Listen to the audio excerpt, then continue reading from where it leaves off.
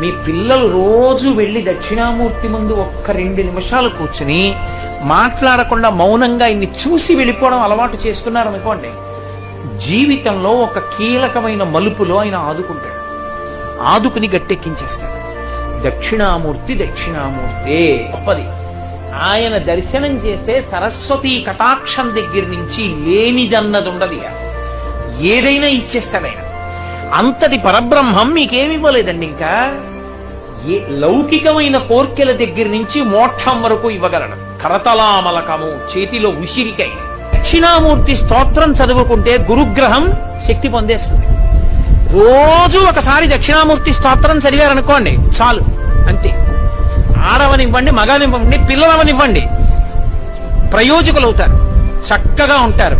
ఏమి పెద్ద ఇబ్బంది పడిపోయి భయంకరమైన స్థితిలోకి వెళ్ళిపోకుండా కాపాడుతుంది దక్షిణామూర్తి